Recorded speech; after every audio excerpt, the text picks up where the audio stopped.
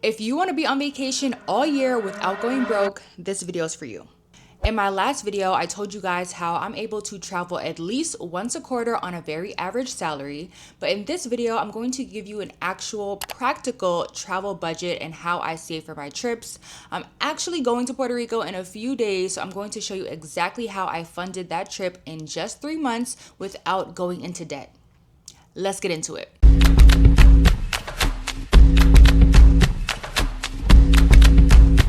Step 1 is to book your flight. That sets the tone for the entire trip. I booked my flight on January 1st because flights happened to be on sale. I spent $400 for my flight to Puerto Rico, which looking back on it doesn't really sound like a sale, but that's neither here nor there. I did book my flight with my credit card because if you watch my last video, you know that I get points every time I use my travel credit card, which is basically saving towards my next trip. I did post a whole separate video on the best travel credit cards in my opinion, so I will leave that linked in the description box. I personally use JetBlue because I live in New York, but that's just me personally. Being that I use my credit card, it allows me to secure the flight without having to pay for it in full because I didn't have the full $400 available when I booked my flight on the 1st, but it gave me some time to pay it off. So with that being said, I paid half with one paycheck and the other half with the other paycheck, so $200 and $200 because that was a little bit more feasible for me. Step 2 is your stay. Where are we gonna sleep? Are we doing a hotel? Are we doing an Airbnb? Personally, I booked my trip for 8 days, which is a long time. So before I even do any research, I set my budget for my stay. In this case, my budget was $1,000 and I do travel solo. So of course that makes things a little bit more expensive because I'm not splitting the payments with anybody else, but the budget was $1,000. I did find that Puerto Rico isn't really big on hotels and their hotels are a little expensive, so I did end up going the Airbnb route and I found an Airbnb for $942 staying by myself for 8 days. Again, I use my travel credit card because A, I'm able to earn points towards my next trip, and B, it buys me time to pay off the Airbnb because I'd be lying if I said I had $1,000 sitting in my bank account at that time, but I wanted to secure the Airbnb before it got booked up, and a credit card lets me do that. I also love how Airbnb allows you to do split payments. So in this case, I only had to pay half up front and then the other half was due, I think like 2 weeks before my trip, before I actually left. So it was perfect. So I paid $500 on my credit card. So I didn't really pay it right then and there, but I secured it with my $500 and then I paid that off a little bit at a time per paycheck. I think I paid like $250 or so to kind of get that taken care of, and then the balance was paid a little bit closer to my trip. So if you couldn't tell, credit cards are the biggest hack, not to run it up and spend it frivolously, but to buy yourself some time and to secure the things that you want in the moment and then pay it off later. Step 3 is to plan your spending. This is a part that a lot of people skip, which is why they end up going broke or they end up feeling restricted on vacation because they didn't plan how much money they're actually going to spend on vacation. We're not doing that over here. We're going to be very well prepared. So this is where I will go ahead and do some research and find out what do I want to do? What do I want to eat? How much will it cost for transportation? Any excursions that I want to do to get an idea of how much spending money I'll need while I'm there. How much money do you feel like you need to be able to comfortably go on vacation and not feel like you're penny pinching? So far we have our flight and our stay booked. You can stop right there. We're at about $1,400 and that's all you really need. You can make it a very chill trip. You can do free things like go to the beach, go sightseeing, and just go out to eat and maybe add an additional $300 for that for a total of $1,700 to go on vacation for a few days. You also don't have to stay for the full 7-8 days like I am.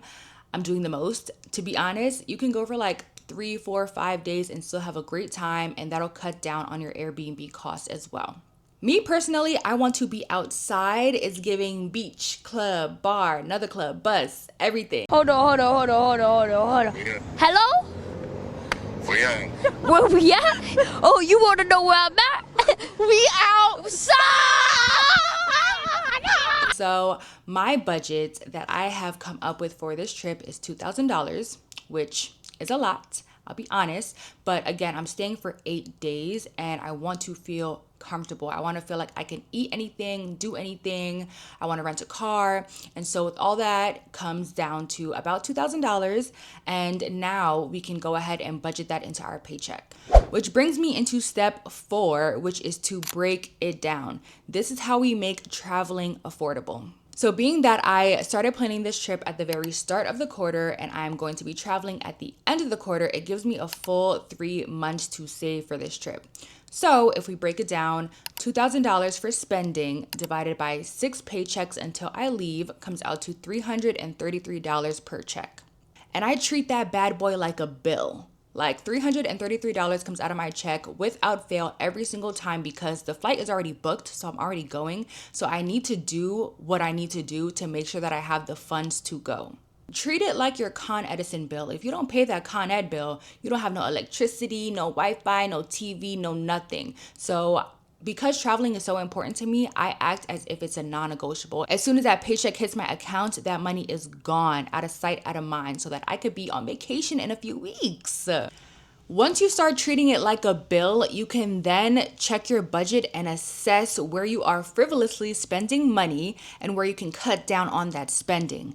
In addition to that, I knew it was tax refund season as well as bonus season, so I knew I had a few chunks of change coming in and I utilized those to the max. So after I prioritized my savings, any debt repayments, as well as investing, I used the balance to dump into my Puerto Rico travel fund.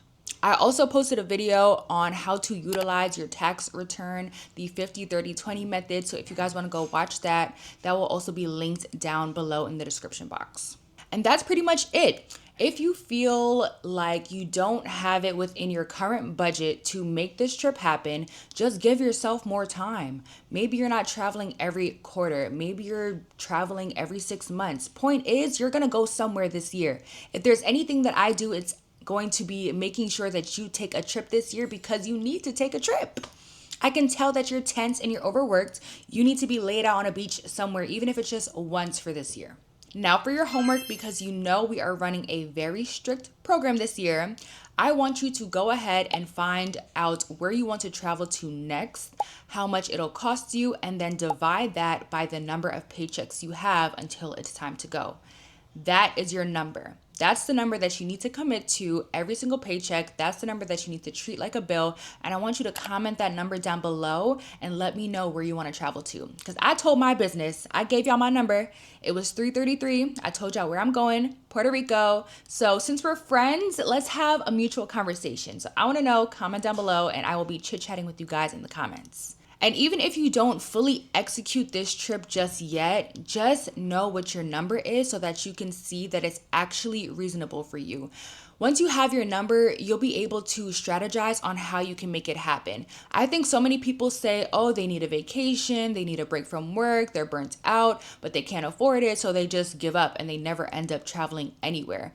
Once you do this small little effort of just getting your number and having an idea of how much it'll realistically cost you to start traveling, you'll feel better because it'll feel more attainable. An extra credit for my high performing students, I want you to start building a travel fund. Even if it's $50 per paycheck, commit to that number, and every single time you get paid, put a small amount aside towards traveling. Even if you just do $50 a month, that works out to $1,200 by the end of the year, and I promise you, you can go somewhere on that budget. You don't have to be rich to go on vacation. It's not about making a lot of money. It's about planning, breaking it down, and being intentional. If you want, I can do a separate video on step-by-step how I actually plan for my trips, how I do my itinerary, how I figure out where to stay and all that stuff, because I'm very type A, I'm very structured, and I've actually made an itinerary for my friend before, and she had a great time on her trip. So if you guys want a detailed video on that, just let me know. Like I said, I will be in Puerto Rico by the time you're watching this video, so make sure you stay tuned for the full travel vlog, which will be after this video. And I hope you guys enjoyed this video. Make sure you leave a like and a comment down below, and I will see you guys in the next one. Actually, I'll see you on vacation. Bye. This video is for you.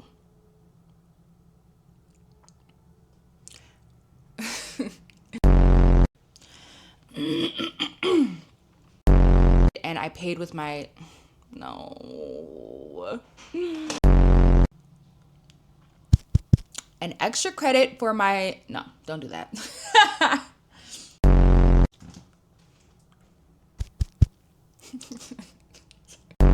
If you want to take multiple trips this year without, I'm already messing up.